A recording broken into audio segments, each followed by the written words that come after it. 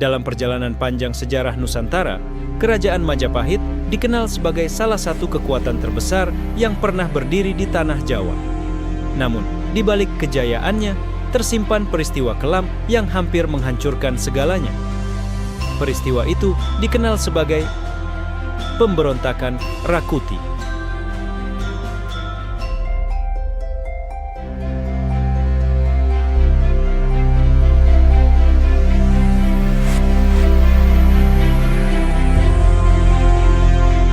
Peristiwa ini terjadi pada awal abad ke-14 di masa pemerintahan Raja Jayanegara, putra dari Raden Wijaya, sang pendiri Majapahit.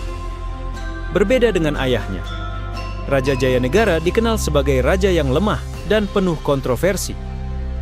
Kepemimpinannya sering dipertanyakan. Para petinggi istana banyak yang merasa tidak senang dengan kepemimpinannya. Ia lebih mementingkan kesenangan pribadinya daripada kepentingan kerajaan. Ia juga sangat kontroversial dan justru lebih dekat dengan para menteri dan petinggi istana yang korup. Segala keputusannya lebih cenderung dikendalikan oleh para petinggi kerajaan yang korup tersebut. Sehingganya dari dalam internal istana kerajaan itu, benih-benih ketidakpuasan mulai tumbuh. Pada masa itu, istana Majapahit tidak sedang baik-baik saja.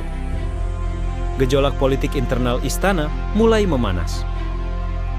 Dalam serat para raton, disebutkan bahwa pada saat itu muncul salah satu Dharma Putra, yaitu kelompok pejabat kerajaan yang sebelumnya mendapat anugerah dan kedudukan istimewa dari raja, yang bernama Rakuti. Ia bukan orang luar, ia adalah bagian dari dalam kekuasaan Majapahit, seorang pejabat tinggi yang memiliki pengaruh dan kekuatan. Namun entah karena ambisi atau karena konflik yang lebih dalam, Rakuti memilih untuk memberontak. Pemberontakan itu tidak terjadi secara tiba-tiba. Pemberontakan itu direncanakan, dipersiapkan, dan dilancarkan dengan kekuatan yang cukup besar. Pasukan Rakuti bergerak cepat menyerbu pusat kekuasaan Majapahit.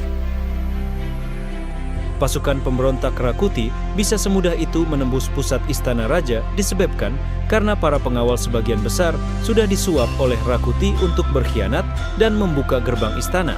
Sehingganya pasukan Rakuti sangat mudah untuk masuk dan nyaris tanpa perlawanan berarti. Kekuatan pasukan pemberontak Rakuti juga berasal dari mantan pendukung Patih Nambi yang masih hidup di istana dan diam-diam melakukan negosiasi dengan Rakuti untuk bergabung dalam pasukan pemberontakan. Perlu diketahui juga bahwa Patih Nambi adalah pemberontak sebelumnya dan sebagian pendukungnya masih tinggal di istana dan berpura-pura menjadi pendukung Raja Majapahit Jayanegara. Bayangkan malam yang menegangkan di pusat istana Majapahit. Ketika serangan Rakuti meletus, keadaan berubah kacau. Istana dikuasai. Kekacauan terjadi di mana-mana. Raja Jayanegara tidak mampu mempertahankan posisinya. Ia terpaksa melarikan diri, meninggalkan istana dan nyaris kehilangan kekuasaannya. Namun di saat paling genting itulah muncul sosok yang kelak mengubah sejarah, namanya Gajah Mada. Saat itu ia adalah kepala pasukan Bhayangkara, pasukan elit yang bertugas melindungi raja. Di tengah kekacauan, Gajah Mada tetap setia. Ia tidak meninggalkan rajanya. Dengan strategi yang cepat dan tepat, ia membawa Jayanegara keluar dari istana, menyelamatkannya dari ancaman pembunuhan. Mereka melarikan diri ke tempat aman, sembunyi, menunggu waktu yang tepat untuk bangkit kembali. Sementara itu, Rakuti menguasai Majapahit. Menurut para raton, Jayanegara harus menyelamatkan diri ke desa Bedander, diiringi oleh pasukan Bhayangkara yang dipimpin Gajah Mada, yang saat itu masih menjabat kepala Bhayangkara. Namun kekuasaan itu tidak bertahan lama. Dari tempat persembunyian, Gajah Mada mulai menyusun rencana. Ia mengumpulkan kekuatan, mengatur strategi. Dalam serat para raton, diceritakan bahwa Gajah Mada kemudian kembali ke Majapahit, menemui para pejabat yang masih setia kepada raja dan memberitahu bahwa raja masih selamat di Bedander. Kemudian, Gajah Mada juga menghimpun kekuatan dari pejabat yang masih setia kepada raja dan yang tidak puas dengan kepemimpinan Rakuti, dan menunggu momen untuk menyerang balik. Dengan perhitungan matang, serangan dilancarkan. Pasukan yang setia kepada raja bergerak. Pertempuran pun tak terhindarkan.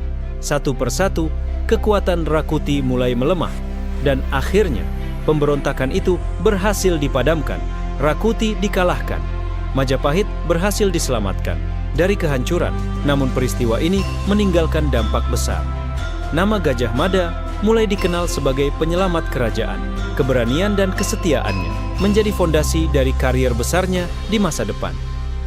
Peristiwa ini pula yang membuka jalan bagi kebangkitan Majapahit. Diceritakan bahwa setelah pemberontakan Rakuti, Gajah Mada mendapat kepercayaan baru dan kemudian dipindahkan menjadi patih di Kahuripan, di mana saat itu penguasa Kahuripan yang ditunjuk oleh Raja Majapahit adalah Dyah Tribuana Tunggadewi. Dari sinilah hubungan politik Gajah Mada dan Tribuana Tunggadewi terjalin, yang kelak akan menjadi catatan sejarah gemilang Majapahit melalui Sumpah Palapa dari Gajah Mada pada masa Tribuana Tunggadewi menjadi ratu di Majapahit. Inilah momen yang sering dipandang sebagai awal naiknya nama Gajah Mada di panggung politik Majapahit. Namun, di balik semua itu, masih ada pertanyaan yang belum terjawab. Apa sebenarnya yang mendorong Rakuti memberontak? Apakah semata-mata ambisi kekuasaan? Ataukah ada konflik internal yang lebih dalam, yang tidak pernah dicatat dalam sejarah? Karena seperti banyak kisah dalam sejarah, yang tercatat hanyalah kejadian, bukan selalu kebenaran yang sesungguhnya. Pemberontakan Rakuti bukan hanya kisah tentang pengkhianatan, ia adalah pengingat bahwa kehancuran terbesar seringkali datang dari dalam, bahwa kehancuran itu dimulai dari pejabat yang korup dan berkhianat untuk negaranya. Terima kasih telah menonton, jangan lupa like, share, dan subscribe Gubris TV untuk kisah sejarah menarik lainnya.